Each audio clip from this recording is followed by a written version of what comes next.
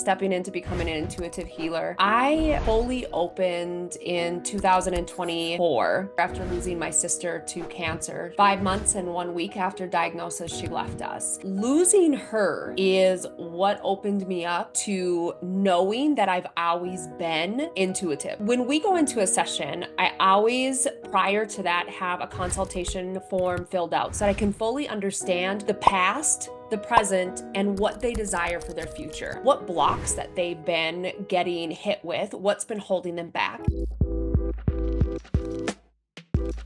You could have given up, but you didn't.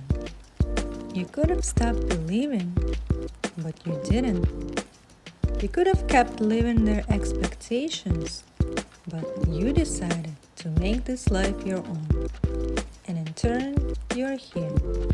Hello everyone, today we're meeting Tara Wiskow. She is an intuitive energy healer and life reinvention expert. Hello Tara, thank you for joining us today. Hello, Anna. Thank you for having me. How are you doing today? Doing wonderful. I'm ready for us to tap into conversation. Yes, me as well. I've enjoyed just a little bit that we've already had in conversation, and I can't wait to dive even deeper. Yes, so let's just do that. And we start with you sharing your story of becoming the person you are today. So what led you to discover your true passion in life? How did it start for you? It's a lifelong journey of many different pavement pads. Like I always talk about them being those stepping pads that we step onto. And when you're ready for the next step, that next little pavement pad is available for you or stepping block. For this portion of me stepping into becoming an intuitive healer, I fully opened in 2024 after it was about a little over a year after losing my sister to cancer. She was 39 years old and very short journey of cancer. I'm very thankful for that. 5 months and 1 week after diagnosis, she left us. And losing her is what opened me up to knowing that I've always been intuitive. I've always had that within me since a child. I remember we were driving, and we being my mom and my dad and my two sisters. And I remember having the knowledge in my head that we were going to get into an accident. I saw us rolling in our little Datsun, two-door Datsun, and it was shortly after that we hit a patch of ice and we rolled down the ditch 3 times, exactly what I Um, envisioned. So this is something that's been within me all my life. I just didn't know what it was. But losing my sister is what brought me into awareness of who I was created to be, what my calling is, and truly what my life journey has been that brought me into becoming the intuitive healer, life reinvention expert that I am today. Yeah, so the experience that you had after losing your sister and the grief that you went through kind of opened up a new awareness within yourself where you connected with who you are, all your gifts and abilities that you were now ready to share in service to other people. If you can Yeah. just, touch upon what usually you do in your sessions, how you help people to really connect with who they are and what it's going to look like if somebody decided to work with you. Yeah, absolutely.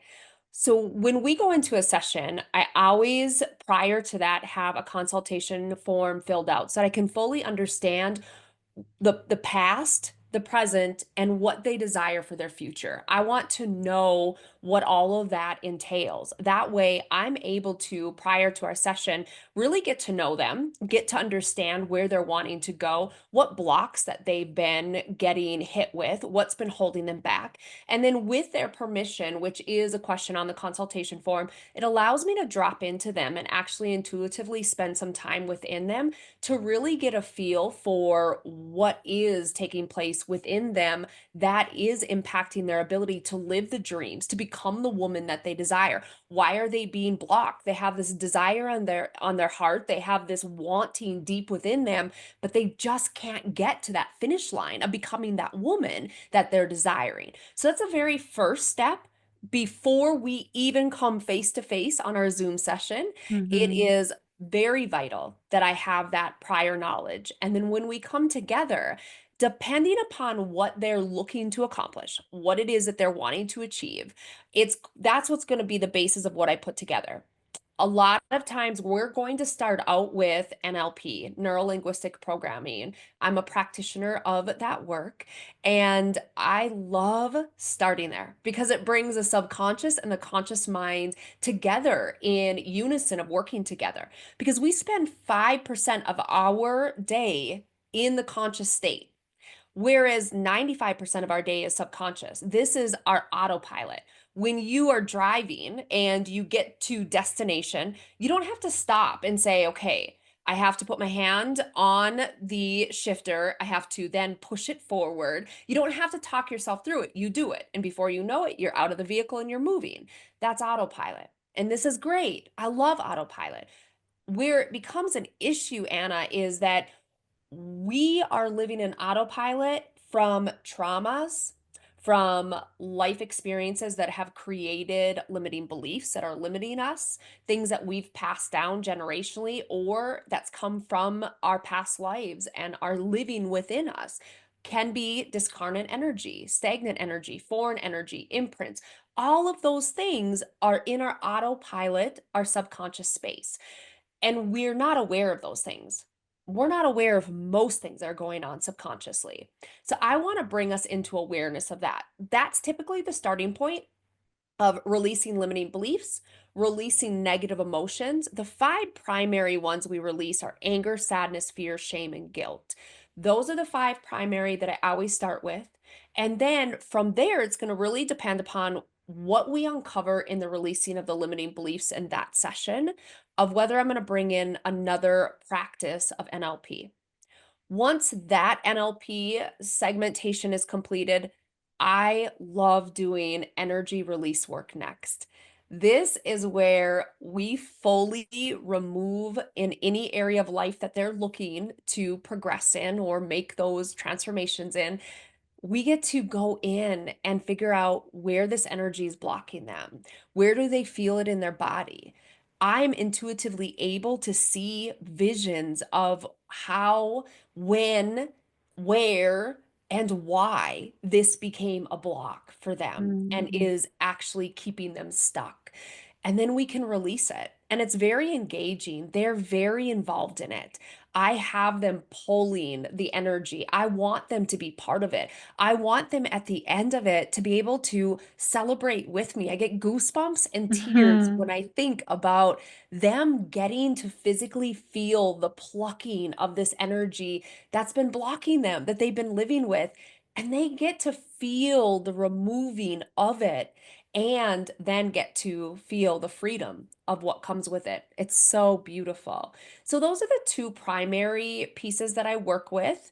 Also, past life regressions, if I feel like we've got some pretty deep crevices that we have to work in, maybe we've got some cords that are really stuck within them and they're just not releasing with the energy work or the NLP work, then we'll look at some past life regression or Akashic records as well. Yeah, you have so many tools available to you to help other people. And I think like we have to kind of like be open to know that what we're doing right now, our behavior, our decision are really, run by our subconscious mind, something Yeah. that we are not aware of most of the time. And it's just like automatic pilot. That's how we operate. And it's not, that easy to start behaving in a different way without first bringing to surface what is it that's running the show in the first place and how can you Yes. let that go. Yeah, so true.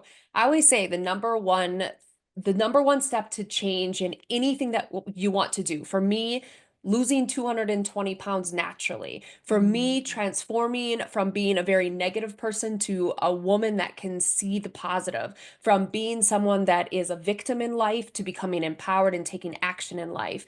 It's awareness. That's the number one step in anything you do is awareness, because without awareness, you can't change what you don't know needs to be changed. So I love your point to that, Anna. It is like knowing what you need to work through, bringing that awareness into it is what's going to bring the start of the change. Yes, definitely. And also, uh, kind of like our understanding of having different layers, let's say our physical body, but then there is energy body, like spiritual body, right? Like there are different layers of what we uh, are able to change or get access to, maybe with the help of a practitioner who can guide us, but really like releasing on that level will be more efficient long term, other than just like treating the symptoms, let's say, in your body, right? Right. And we have to listen to our body, what it's telling us. But usually if there's some kind of like tension or pain, stuckness in some kind of part of the body, it usually connected to the energy part of it, right? Some kind of Right. emotion perhaps that we didn't process. So what are your thoughts on the symptoms that we have physically, and how can we address that? Yeah. That's been a game changer for me of understanding and learning in this role as an intuitive healer. And that is one of the biggest elements that I love bringing to the sessions with my women is that when we've got symptoms within our body, we need to get to the root cause. We need to Mhm. understand what it is that is going on and where it started. And using divination tools as well as my intuition, I'm able to I use a pendulum. There are different tuning forks, things like that. For me, it's the pendulum that I love and I connect with most. And I'm Mhm. able to ask yes, no questions and allow guide, spirit, divine to guide me in the use of my pendulum to understand, did this start in the gallbladder? Did this start in the spleen? Is this starting in the kidney? Like, where did the symptoms, where did it originate from? And is it coming from stagnant energy? Is it coming from discarnate energy? What is the energy within that's actually creating this that has now caused it to Yeah. fester and become a larger issue? Hmm. Right, because mostly it's a usually physical symptom, it's already manifestation of something on energetic level. And so, well, a lot of times we don't understand that, and we think that it's something that just appeared. No, it's already like the end result of what's been there for a long time, and we Yes. probably didn't pay attention, right? And now it's Yeah. in our awareness, like it's in our vision. We see it, we can't ignore that, and it Right. comes to the point we have to do something about it. Yes, yes. And when it becomes prevalently noticeable, when it's consistently flaring up, and if you're having, you know, especially in the chakras, right? We have our seven chakras that go from the very first is our root, which is down right at the bottom of our pelvic bone, and goes to our crown chakra, right here at the top of your head. Those chakras are spinning. They're supposed to be spinning. If they're not spinning, then that means that they're unbalanced, they're blocked, they're not working properly. And things like in your sacral chakra, which is right above that belly button area, or sorry, right below, things like digestion, things that get in the way there can be issues within that chakra, which then causes these symptoms to flare up and occur. So to your point, there's something that started to originate in a certain part of your body, whether it's a chakra, wherever it is, but it's pulling you out of alignment. It's pulling you out of alignment with your own authentic self, with your well being. You're not operating from a way that feels right to you. You might not be speaking your truth. You might be under a lot of stress, which is causing you to show up in a way that doesn't feel right to you. You may be disconnected from yourself because of a situation or an unhealthy relationship that you're in. all of these things start to cause issues within us, and that's where we start to become out of balance. And as you said, that's where things start to fester when we become aware of it. It's because it's Right. manifested to such a large, grand scale that we can't not be aware of it. And the beauty of our body, the beauty of all of us having guides and all of us having our higher self and our future self is they're there to let us know you've not been paying attention, my love. You've missed all the Mm. signs that I've been giving you for the last 6 months. And now I need to make sure that you know what's going on. So I'm going to make these symptoms really noticeable. They're going to start tripping you up. They're going to begin causing you to not be able to function in your normal capacity. Because if you don't get ahead of this, now we're looking at life-threatening situations. So Mm. oftentimes we become frustrated with what we're experiencing, whereas I see this as a moment to get ahead of something that is going to become far worse and allows us to step into the space of healing.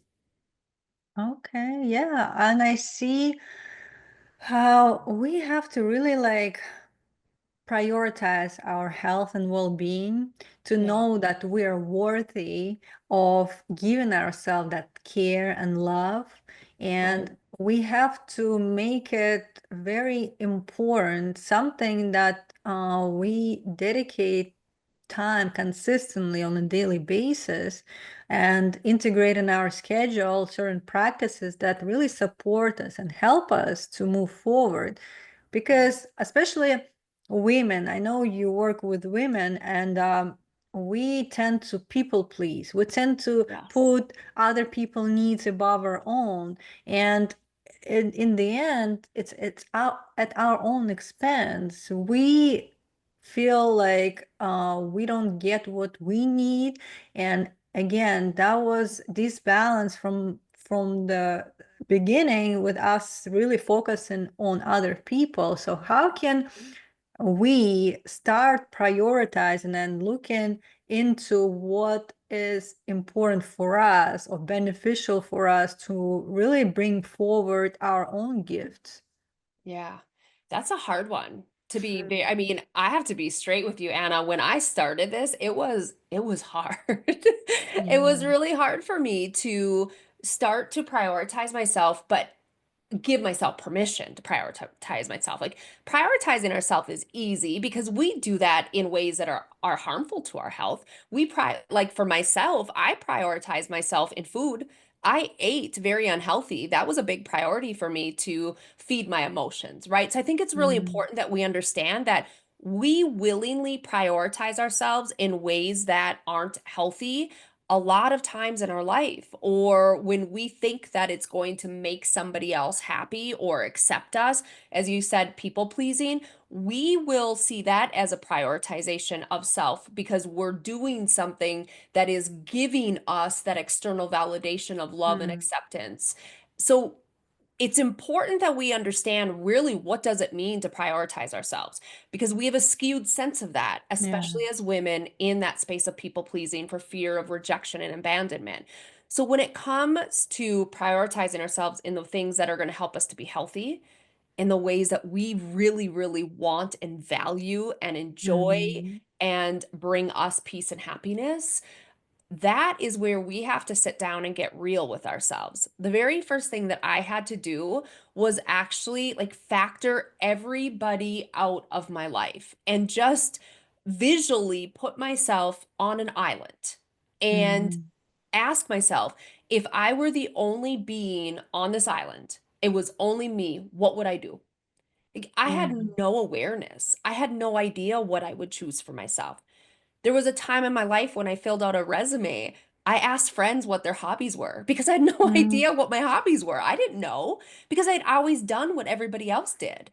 Mm. And I'd always been that person of if you loved alpacas, I loved alpacas. I didn't know what alpacas were, but I love them because you love them. And I wanted Mm. you to love me. So I'll love whatever you love in order for you to accept me. So the very first step of prioritizing ourselves to allow ourselves to bring our purpose and our joy and our passion into the world is really getting very aware of who you are, going down the deep rabbit hole of self-discovery. What do you love? What do you like? What do you hate? What do you dislike? What is it about the sunshine that is so great to you? What do you love about the moon? What do you not like about the grass? Like all these basic questions that bring you into awareness of yourself is where you start giving yourself the permission to prioritize yourself because now you know who you are. You know what you like and you love and you don't like, and you start to fall in love with yourself. I look at it like dating yourself.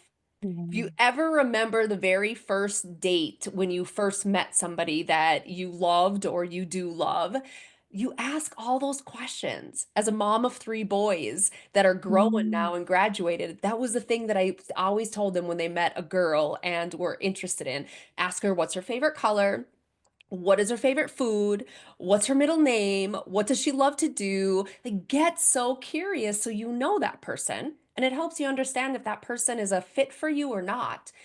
In the scheme of you, this gets you to get to know everything about you and you begin to love yourself as you date yourself. That's where you begin to give yourself permission to prioritize yourself. Definitely. And also, like you said, you have to ask yourself those questions to get to know you. And there is nothing like right or wrong. You know, Right. we always compare ourselves to other people, and we think like this is something we should also focus on because, everybody's doing that.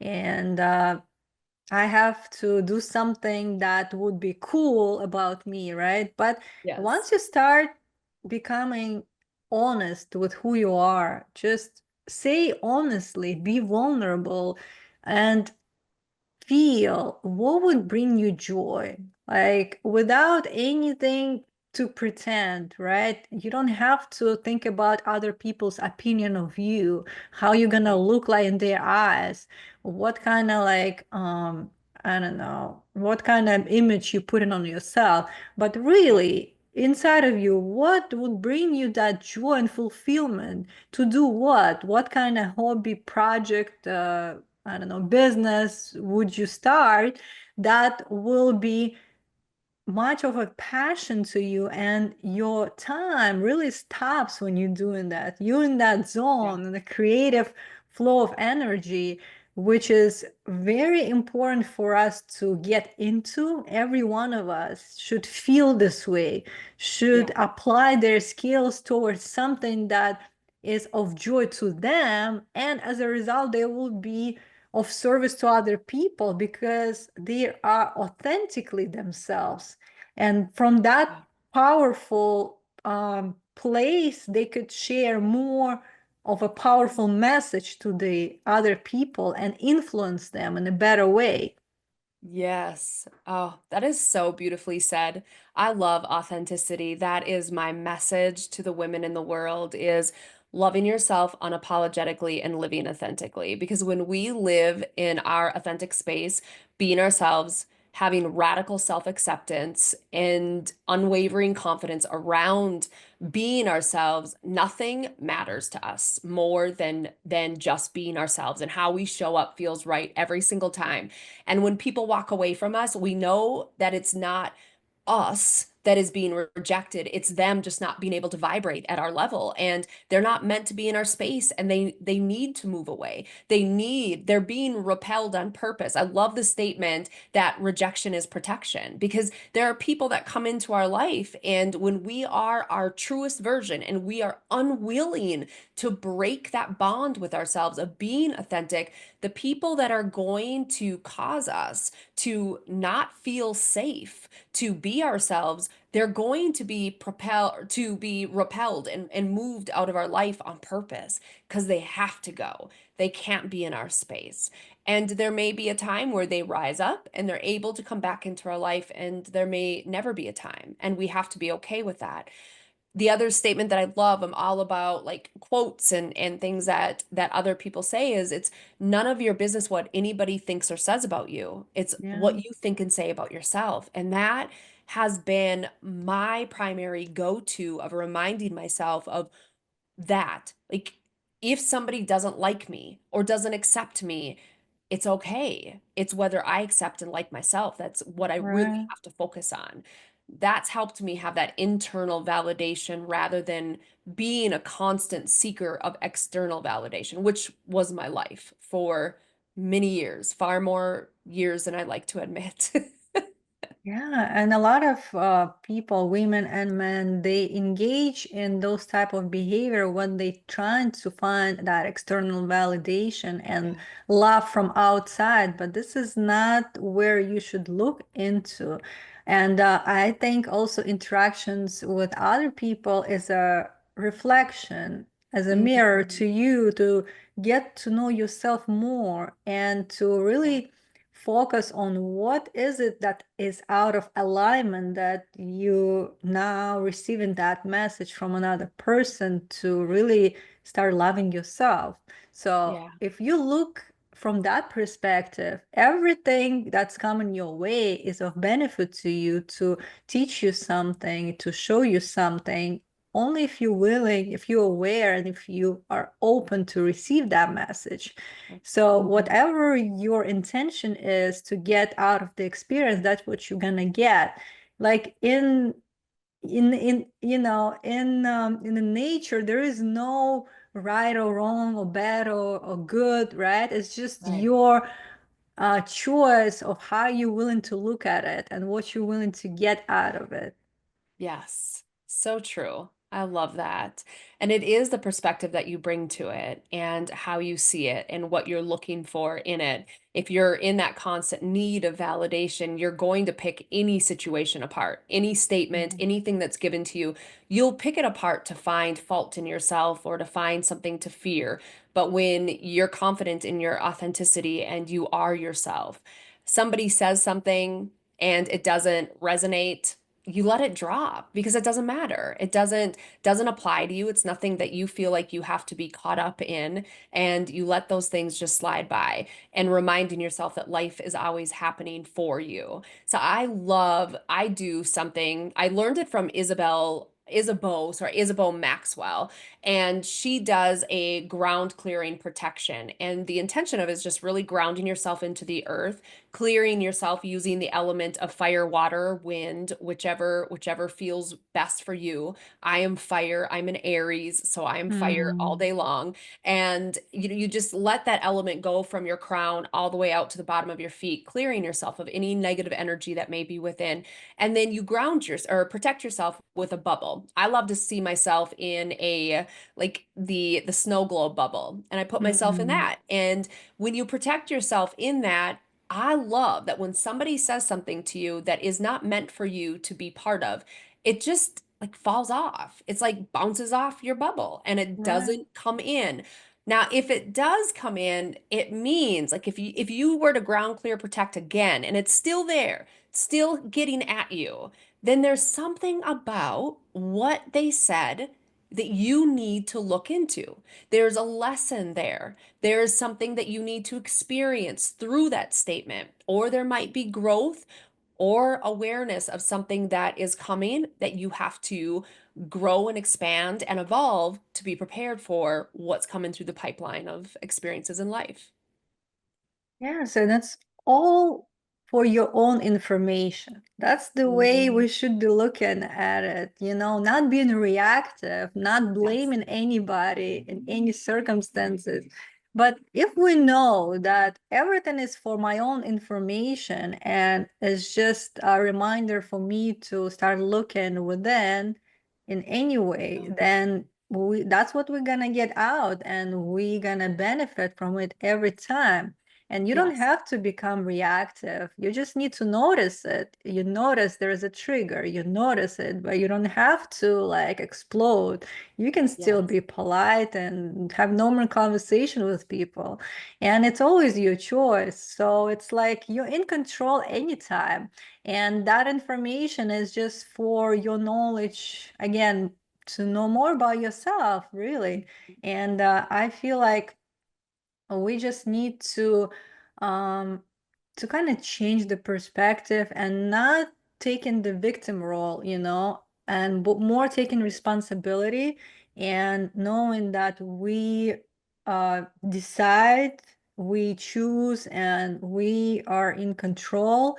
So everything that is common to our experience is for a reason, and Yeah. we are always supported. Maybe we don't see how, but everything is for a reason. So Yeah. we just need to like have faith in what's coming and what's unfolding and be open and receptive to the message.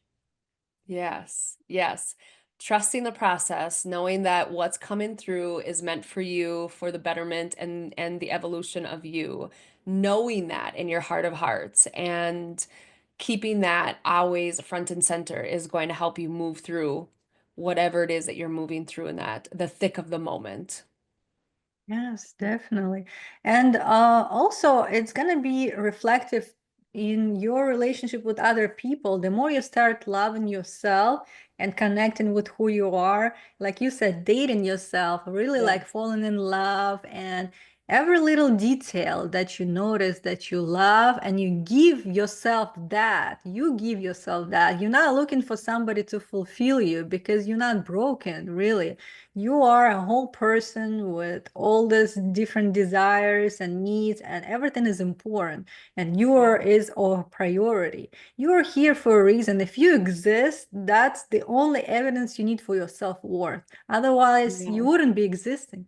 So that's all you need to know. And whoever you engage in a relationship with, romantically, personally, professionally, it's just then gonna be a ripple effect of, again, treating that person in a way that you treat yourself now that you Mm. got to know yourself on that deep level, and it's becoming easier to give love to others as well. So it's kind of like who you are.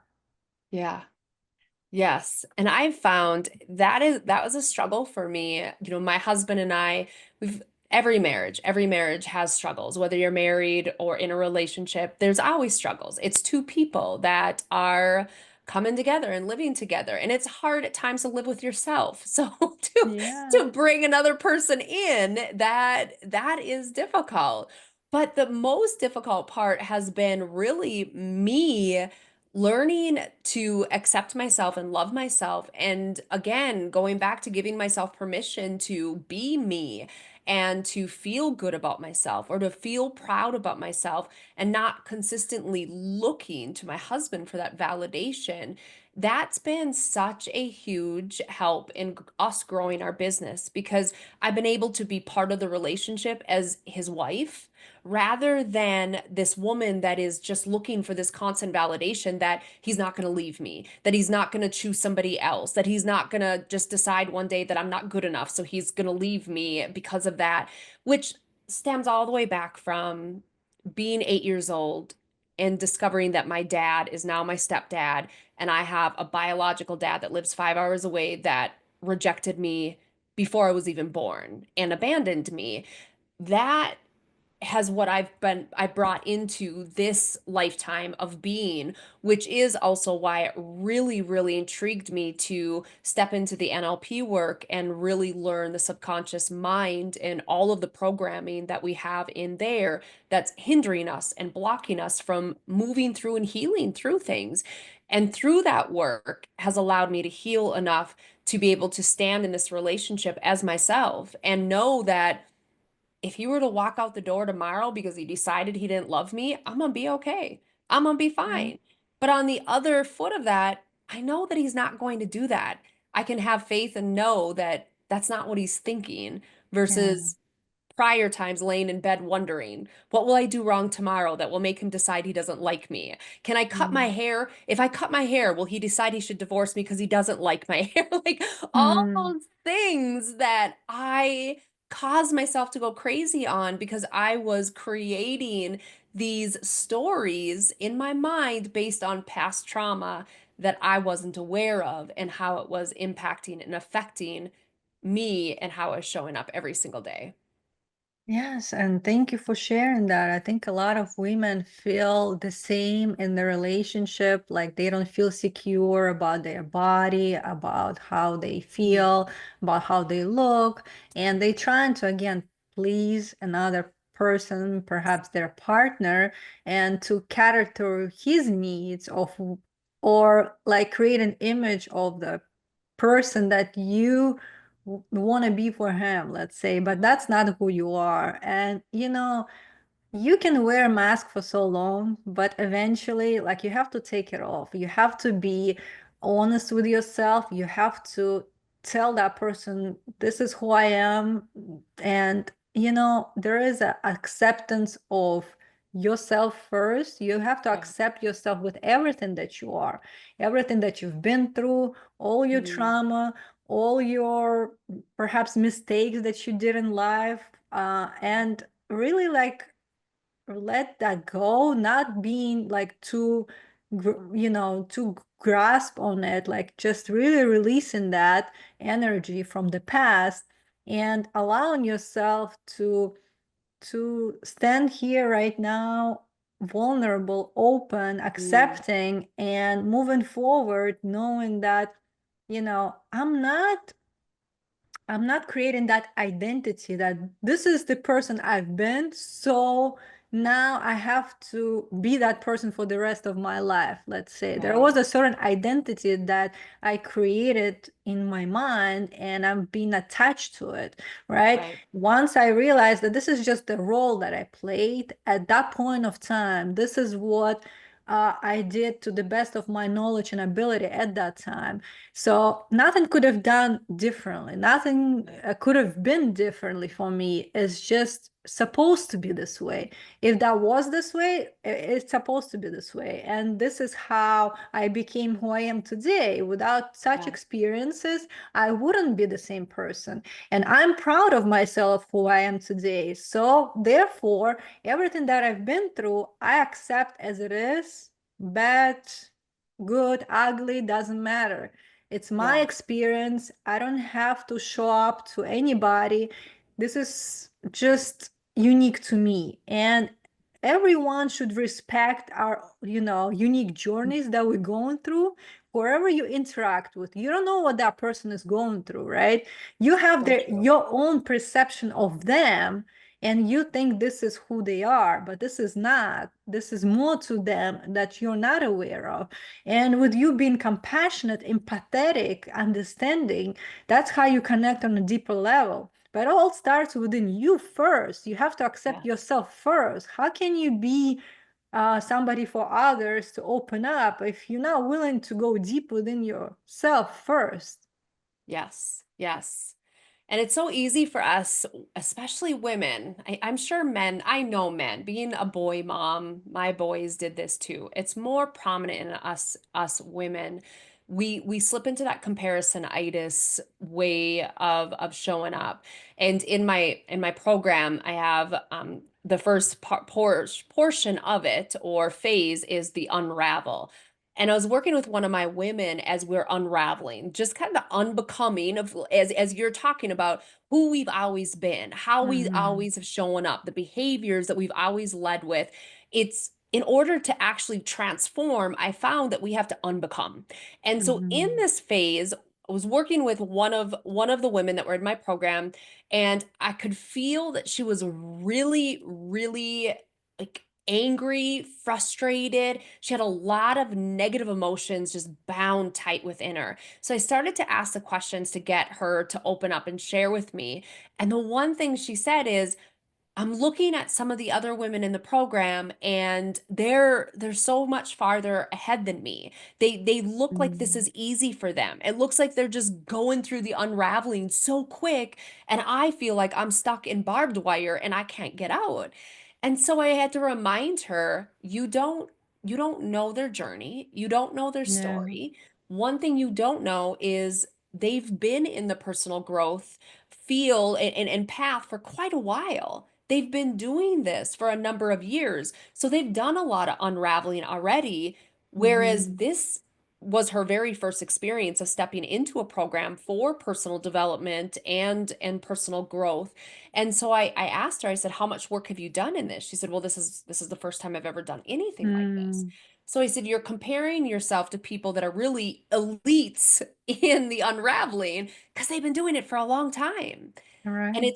it's easy for us to start comparing and seeing how others look to have it better or to be doing better or more advanced than us.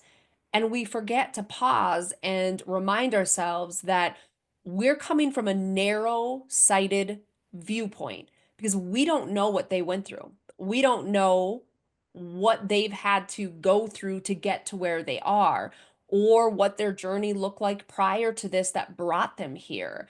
There's a lot of things that we don't know when we just jump into comparing ourselves to others and we don't do the background research to fill in all the blanks that we don't have answers to.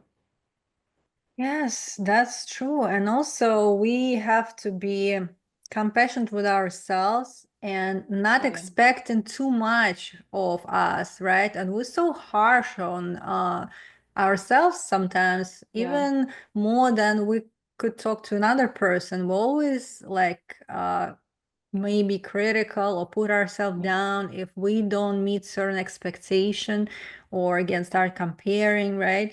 And is that how you would treat your child? No. So Right. if you have that inner child within yourself, how can you really treat her in the same way you would treat your own child, right? So would Right. you provide that safe space for her to really like open up, to process emotions and give anytime she needs, right? Don't have so much pressure. Don't have a certain time, you know, date that you're supposed to figure that out. No, Yeah. like it's all individual, and that's your unique experience. And as much time as you need, you will just give yourself that, Yeah. and you are open to and you're holding yourself close to your heart, you giving yourself more love when you need it, not taking away that love, not being harsh on yourself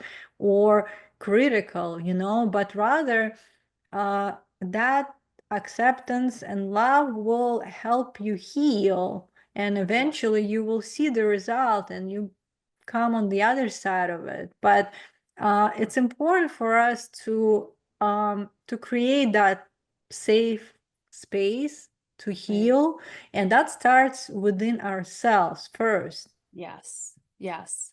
Always. I really think everything starts within us. Any change that we want, my company name is Be the Change You Need. And I was inspired to name it that because I realized that every journey in my life where I've made a pivot or I've transformed in one way or another, it always required me to be the change that created the results that I wanted. It was me not waiting to be saved. It was me not waiting to be given permission of the yes or the no that I could make the change. It was honestly me doing the work to do it. And I had to be the one that was in charge and in the leadership role of that change. And when we choose to honor that and go within and become aware of what it is in life that we love and what we don't love and what we need to change, what doesn't feel right, what we're doing for the purpose of others and what we are doing for the purpose of others that does not feel good to us and actually makes us feel ill or not complete, not whole, not fulfilled. When we have all of that information figured out, it gives us the ability to start bringing what we've done inward outward and making that change from the inside out. And then everything starts to change in all the areas of our lives. And I think the truest but the hardest truth to swallow around is we teach others how to treat ourselves. And it starts with how we treat ourselves. If you're constantly crossing yourself off your list of priorities and replacing your name with somebody else, you're teaching these individuals in your life, people that love you and people that you love, or people that you don't have any affection for, that they can count on you to forego what's important for you and give them what they need. And they take advantage of that. We as humans, it's easy for us to get caught up in life and looking for help and support in the wildness of the life that we live. It's easy to take advantage of somebody, making it look like they gladly will scratch themselves off the list of priorities and do for everybody else. So once we start to really get raw and real with ourselves of what's important to us and how we want to show up for ourselves, that begins to trickle out to everybody else that's in our space, that is in our life. Yes, definitely. And I'm so glad we had that conversation today. Thank you for Yes. sharing your thoughts and wisdom. And for those who would like to connect with you online and get more information about your program, where should they go? Absolutely. My website is www.tara-wiskow.com. Also, Instagram, tara.wiskow is the best. You'll find just Tara Wiskow on Instagram. That is a profile that is very, very confused. So I started a new one just because that was what was recommended. So Tara.Wiskow on Instagram, or Tara on TikTok is just Tara Wiskow. So that'd be the best places to find me. And That's definitely send great. a message if this inspired you, or if you have questions or anything that we discussed in this conversation that brought about an aha moment. I always love connecting in the DMs and having those conversations to go deeper. Yes, definitely. I will also put a link in the show notes as well. And as we Perfect. close today, what would be the final thought for our listeners? Mm. I think the final thought that I would share is always just coming back home to yourself. If things are feeling, if your life feels like something's missing, if you're consistently saying, I feel like things aren't right, I feel like something's missing, I don't know when I'll ever be who I'm supposed to be, knowing that you are who's missing. Because when you are living out of authenticity, it is nearly impossible to ever feel like life feels right, because you're not right in your authentic space. And once you come home to yourself, that's when things start to feel like pieces are being put back together. Yes, thank you. I hope you enjoy your day. Thank you. You as well. Thank you so much for having me today. I hope you enjoyed this episode, and if you did, hit the subscribe button and share it with others. Stay tuned.